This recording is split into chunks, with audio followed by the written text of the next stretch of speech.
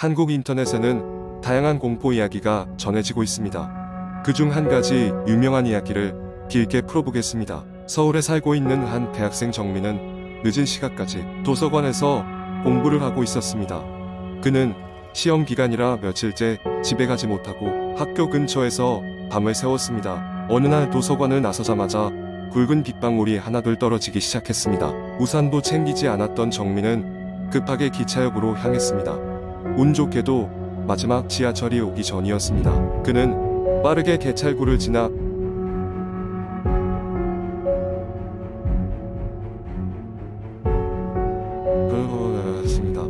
플랫폼은 평소보다 훨씬 조용했습니다. 서서히 닫혀가는 지하철 문에 급히 뛰어 올라탄 정민은 안도의 한숨을 내쉬었습니다. 열차 안도 그와 별반 다르지 않았습니다. 전체적으로 텅 비어 있었고 몇몇 사람들만이 늘어져 있었습니다. 정민은 빈자리에 앉아 이어폰을 끼고 음악을 들으며 의자에 몸을 기댔습니다. 졸음이 쏟아지기 시작했습니다. 그때 정민은 이상한 기분을 느꼈습니다. 음악 사이로 누군가 귓가에 속삭이는 소리가 들렸기 때문입니다. 그는 즉시 이어폰을 빼고 주위를 둘러보았습니다. 아무것도 보이지 않았습니다. 그저 열차가 덜컹거리며 달리고 있을 뿐이었습니다. 다시 이어폰을 끼려는 순간 앞쪽 칸에 있던 한 노인이 그를 바라보고 있는 것을 발견했습니다. 노인의 피부는 창백했고 마치 오랜 세월을 살아온 듯 푸석푸석해 보였습니다. 노인은 천천히 정민에게 다가오더니 작은 목소리로 말했습니다. 이 열차 마지막이야. 정민은 그 말을 듣고 당황했지만 대수롭지 않게 넘기려 했습니다. 그러나 노인의 표정은 너무도 진지했습니다. 정민은 노인의 말을 무시하고 다시 이어폰을 귀에 꽂았습니다. 그 순간 열차가 터널을 지나며 잠시 모든 전기가 꺼졌습니다. 칠흑 같은 어둠이 차 안을 뒤덮었고 정민은 본능적으로 두려움에 휩싸였습니다. 잠시 후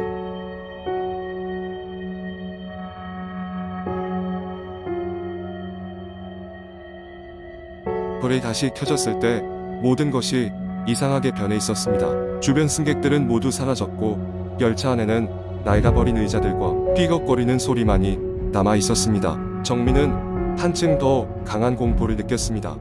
그는 급히 자리에 일어섰지만 열차는 그칠 줄 모르고 터널을 달리고 있었습니다.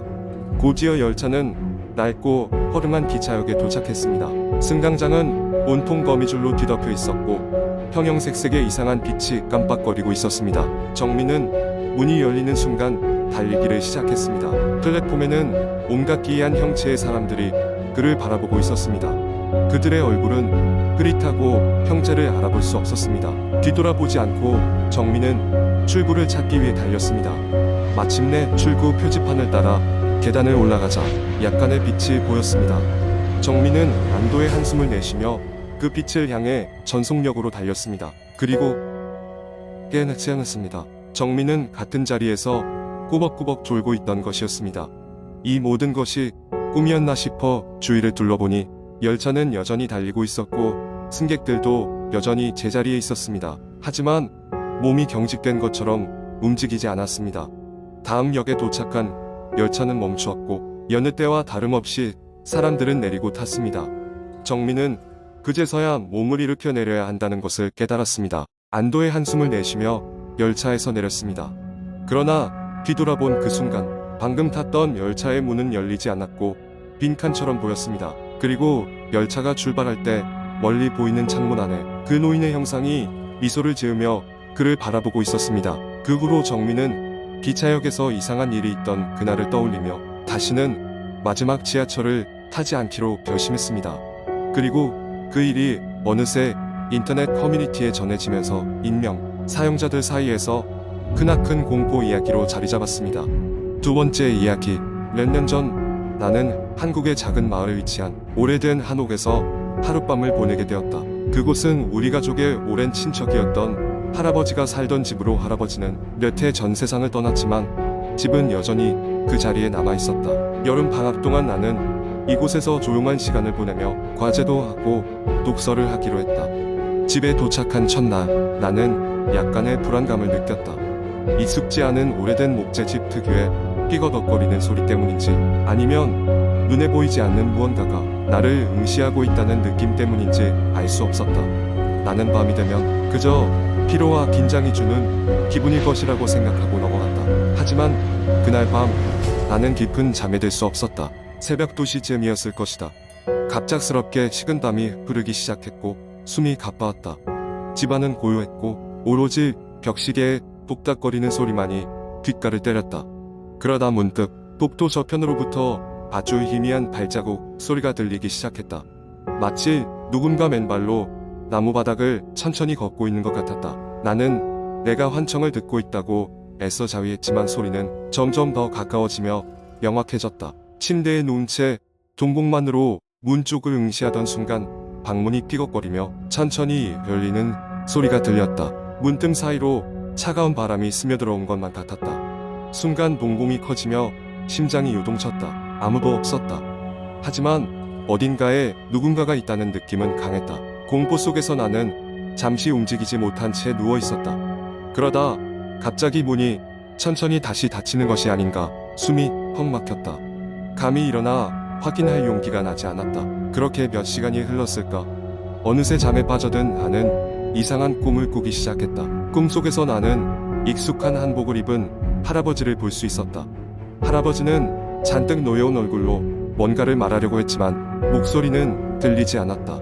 대신 그저 손가락으로 집 바깥을 가리킬 뿐이었다. 나는 그가 무엇을 원하고 있는지 이해하지 못한 채 잠에서 깨어났다. 해가 뜨고 아침이 밝았다. 밤사이의 경험이 그저 꿈만 같다는 생각이 들기도 했다. 그러나 도저히 잊을 수 없는 생생한 느낌에 나는 곧장 할아버지의 친구였던 이웃집 할머니를 찾아갔다. 할머니는 나의 이야기를 듣고는 잠시 망설이다가 열렸다. 이 집은 오래전부터 이상한 소문이 많았단다. 할아버지는 항상 무언가를 지키고 있었던 게지.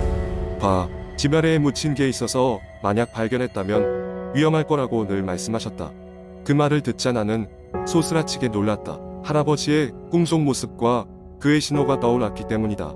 그 후로 더 이상 그 집에 홀로 머물지 않기로 결정한 나는 서둘러 도시로 돌아왔다. 그날 밤 이후로 가끔씩 무언가 나를 지켜보고 있다는 느낌이 들곤 했지만 한 가지 확신할 수 있는 것은 나는 다시는 그 집에 돌아가지 않을 거라는 사실이었다. 세 번째 이야기. 여름이 한창이던 7월에 어느 주말 세 친구들은 도시의 번잡함에서 벗어나 캠핑을 떠나기로 했다. 그들은 각각 지민수연 그리고 민준이었다. 캠핑 장소로는 유명한 계곡 근처의 숲을 선택했다. 이곳은 맑은 물과 아름다운 자연 경관으로 유명했지만 무언가 알 수 없는 기운이 감돌기도 한다는 소문이 돌고 있었다. 그들이 캠핑을 준비한 날은 유난히 덥고 습한 날씨였다. 한낮에 출발한 그들은 자동차에 캠핑 장비와 음식을 가득 싣고 좋은 음악을 들으며 기분 좋게 길을 나섰다. 목적지에 도착했을 때는 이미 해가 저물고 있었고 그들은 서둘러 텐트를 치고 저녁 식사를 준비했다. 밤이 깊어지자 세 사람은 모닥불 앞에 둘러앉아 맥주를 나누어 마시며 담소를 나눴다. 온갖 이야기들이 오갔지만 끝내 오싹한 공포 이야기가 등장하지 않을 수 없었다. 지민이 먼저 입을 열었다. 여론, 이 계곡에 관한 이야기를 들어본 적 있어? 예전에 이곳에서 실종된 캠핑족들이 있다는 거 말이야. 수연은 웃으며 응수했다. 에이, 그런 이야기는 어디에나 다 있는 거잖아. 하지만 사실이라면 조금 오싹하긴 하네. 그러자 민준이 흥미롭다는 듯 말을 보탰다. 맞아. 하지만 여기서 듣는 소문 중 가장 소름 돋는 건 밤마다 숲속 깊은 곳에서 누군가 울며 도움을 청하는 소리가 들린다는 거야. 진짜로 누군가가 실종된 사람의 영혼인지 아니면 장난인지 아무도 모른대. 그들의 대화는 그렇게 으스스하게 이어지다가 어느덧 자정이 가까워지고 있었다. 피곤함에 젖은 그들은 하나둘씩 텐트 속에 들어가 잠을 청했다.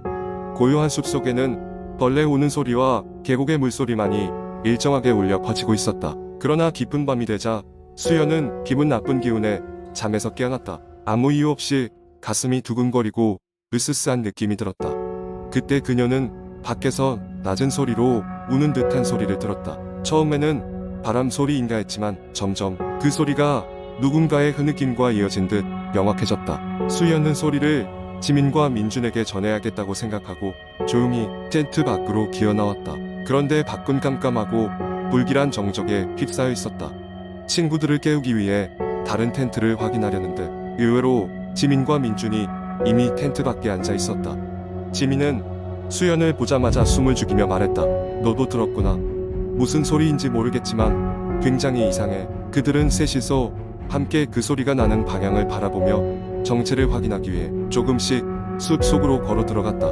소리는 점점 더 가까워졌고 결국 마치 바로 앞에서 울리는 듯 선명했다. 그들은 계곡 물가에 이르렀고 그곳에서 보게 된 광경은 상상도 할 수 없었다. 물가 바로 앞에 웬 낡고 허름한 텐트가 있었다. 아무도 없는 줄 알았던 그곳에서 이상하게도 텐트 안에는 빛이 새어나오고 있었다. 서로 얼굴을 마주보던 그들은 손전등을 들고 천천히 다가갔다. 돌연 텐트 안에서 흐느끼던 소리가 멈추고 대신 어떤 노랫소리가 부드럽게 들려왔다. 옛날 민요 같은 곡조인데 낯선 언어로 속삭이듯 불리고 있었다. 그 기묘한 노래는 그들을 더 깊은 혼란에 빠뜨렸다.